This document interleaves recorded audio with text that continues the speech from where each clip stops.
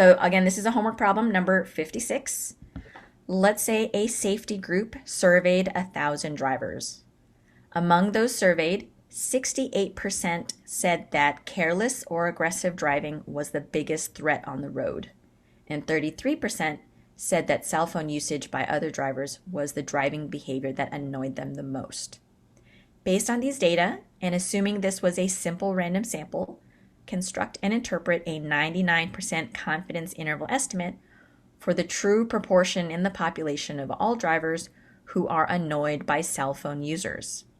So real quick, let's make sure we understand when we're looking at this, what are we interested in? So I have bolded and underlined that we are interested in drivers who are annoyed by cell phone users. What is that value we're working with? What is our p-bar? Okay, so p-bar comes from a sample. Our sample is the 1,000 drivers. So it is that 33%. We just have to convert it into a decimal. So it's going to be 0.33. Notice that we didn't actually have to do any dividing, right? Because there was no x given, although we do have an n. So it kind of just jumps straight to the proportion in the form of a percentage. So just be aware. In this question, they didn't give you a count of how many people said they don't like cell phone users. They just gave you a percentage. So this is where conceptually we need to understand the relationship between a sample proportion and a percentage. They're the same thing, they're just written differently, right? So that's the p-bar we're going to be working with in our formula over here. So that 0.33 is going to go any place we see a p-bar. Our n is our sample, so that's the 1,000 drivers we surveyed. And then the z, or the critical value, is going to come from our handy table up here in the upper right-hand corner. So what z value would I use? Fantastic. We're going to use that 2.575 because of the 99% confidence that we were advised to create. Okay, so that's all you want to make sure you look for is identify the level that we're working with, and then go to the table and find it. And as I mentioned before, there's our sample size, the 1,000 drivers. So these are the three variables that we need to work with in this formula right here. All right, so let's go ahead and do our calculations with this. So here's our formula. We're going to plug in our variables where they fit, right? Our p-bar is going to go anywhere we see. There's that z value, and there's our n. So what I'll go ahead and do is show you how to work with this in Excel.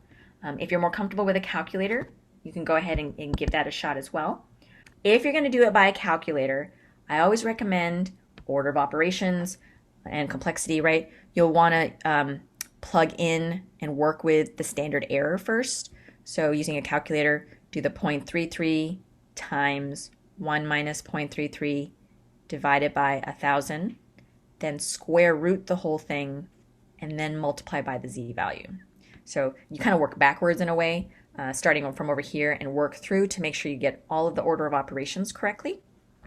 But let me go ahead and show you how to do it in Excel. So let's go ahead and work with just this inside, this part, the standard error first. So you would type in equals square root, so SQRT, that's the abbreviated function for square root, parentheses, and now you're just going to type in the math here, right? So 0.33 times, so that's just the shift 8 to get the asterisk, parentheses, 1 minus 0.33, close parentheses, just like you see there's a parentheses around here.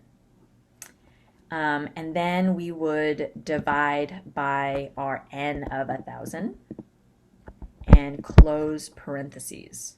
I'm going to pause. I'm going to leave the formula there just so you can see it. I'll go ahead and hit enter.